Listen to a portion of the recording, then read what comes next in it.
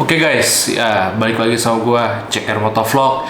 Dan kali ini gue masih mau membahas ya mengenai mobil baru gue, yaitu Toyota Veloz. Tapi tidak seperti biasanya.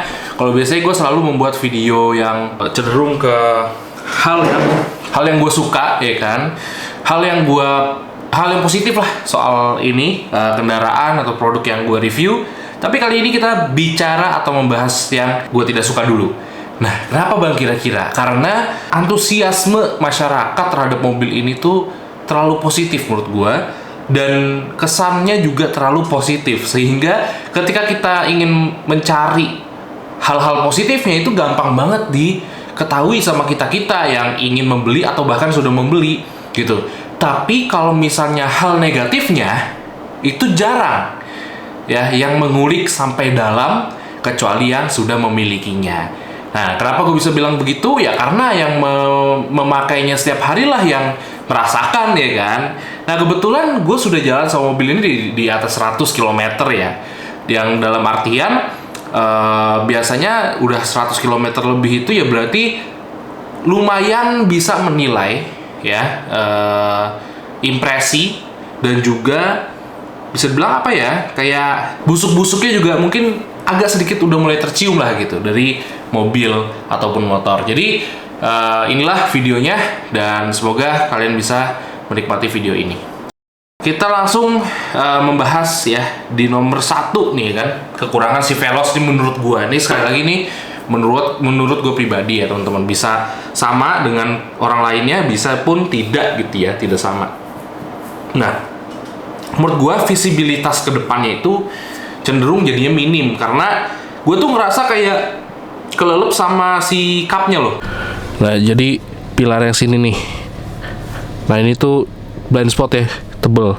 Nah, terus di depan nih, nah ini kan gue nih posisi duduk ini sejajar sama kepala gue ya, udah sejajar sama kepala gue. Gimana nunjukinnya ya, tuh ya seginilah tuh ya. Nah ini udah sejajar lah sama kepala gue. Nah, ini masih terasa tenggelam. Jadi ini seatnya udah paling atas ya. Gue bentar lagi udah ini nih, udah kena batas gitu kepala gue. Tapi masih terasa tenggelam gitu. Visibilitasnya jadi kurang. Nah, jadi gue pernah tuh lagi mau nyebrang gitu, tiba-tiba ada motor ya, namanya motor kan tiba-tiba begitu kan. Itu ya gue ngerem dadak gitu. Jadi gak kelihatan di gue gitu. Nah, tapi gue bisa tahu solusinya. Ada satu solusi yang mungkin sebenarnya sayang sih ya, jadi mengurangi kenyamanan juga gitu kan. Itu ya mau nggak mau ya kalian harus majuin posisi duduk kalian sampai kalian agak nekuk gitu loh gitu. Itu sayang sih ya. Itu gue settingnya udah paling tinggi soalnya kan, jadi mau gimana lagi harus begitu gitu. Jadi kalian nggak bisa yang relax gitu, karena kalau relax berasa depannya tuh gede banget, kalian nggak bisa ngukur sampai ujung gitu loh. Itu yang gue rasa. Jadi itu yang pertama itu ya, ini sangat-sangat berbahaya ya. Tapi kalau misalnya kalian TSS nya dipakai, blind spot monitoringnya on juga, itu ada off-in-nya nggak sih? Nggak tahu ya, kayaknya sih nggak ada. Jadi blind spot monitoring itu berfungsi ya, insya Allah aman gitu, tapi tetap mengecewakan. Nah, yang kedua ini minor sih dan bisa diganti, yaitu adalah bunyi klakson yang cupu banget gitu loh, nggak berwibawa sama sekali. Ini lebih bulat dikit karena ini di garasi. Kalau misalnya nggak di garasi lebih parah lagi sih. Yang jelas untuk mobil seganteng itu seharusnya memiliki suara klakson yang lebih berwibawa gitu loh. Jadi orang tuh kalau dengar suara klakson yang sekarang tuh bukannya minggir, mungkin malah ketawa ataupun curious gitu ya, oh nih mobil apa nih gitu kan. Nah, terus yang ketiga ya, ini yang paling buat gue sebel gitu ya, sebel, tapi ini hal yang minor juga, cuman ya sebel aja lah gitu. Jadi ini kan mobil punya mode berkendara dua paling enggak ya, sport ataupun eco. Nah, sport sama eco-nya ini kan bisa bareng-bareng ya. Nah, itu juga bingungin. Yang kedua, ngaktifinnya pun agak ribet nih gitu ya. Aktifin eco mode itu agak aneh ya. Nih, jadi cara ngaktifin eco mode-nya, dan dia nggak otomatis, gak apa namanya, gak jadi default, gak tahu bisa disetting nggak. Jadi ini kan belum ada nih eco mode, padahal kemarin gue udah pakai eco mode ya. Cuman coba ya kita, by the way ini tripnya 40,3 itu karena udah di reset, after reset dari 160-an karena gua udah isi bensin. Nah ini caranya adalah tekan drive sekali itu power mode. Nah ini power mode ya. Terus kalau panjang kita nonaktifin dulu power mode ya. Kalau panjang eco mode ya. Jadi kalau tekan drive itu dilamain jadi eco, kalau misalnya di iniin jadi power mode cuma sekali gitu. Jadi aneh banget sih, bukannya pilihan eco maupun power gitu, enggak. Jadi agak ini dan nggak bisa default sih. Tuh, jadi kalau lu matiin mesin ya kan, lu matiin mesin, nyalain lagi.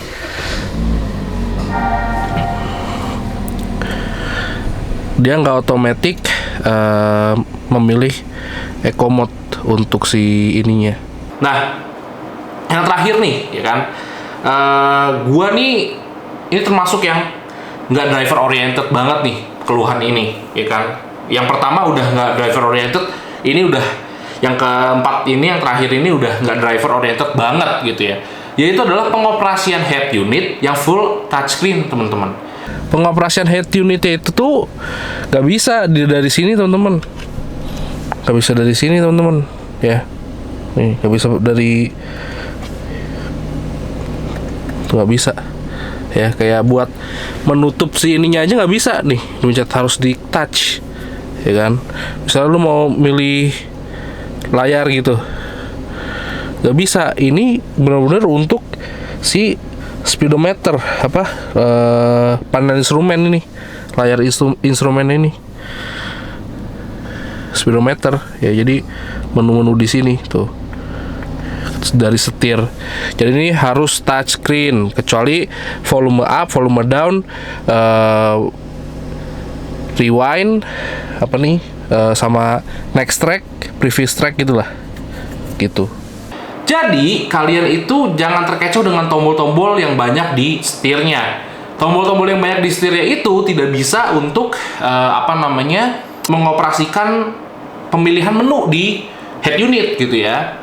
Nggak bisa untuk memilih menu gitu loh. Kalian kalau mau memilih menu, misalnya buka Spotify, buka di Apple CarPlay nih misalnya ya, buka Spotify, buka Waze, buka Google Maps, itu kalian nggak bisa pakai tombol back di setir, kalian nggak bisa pakai tombol kayak joystick di setir itu yang kanan kiri atas bawah.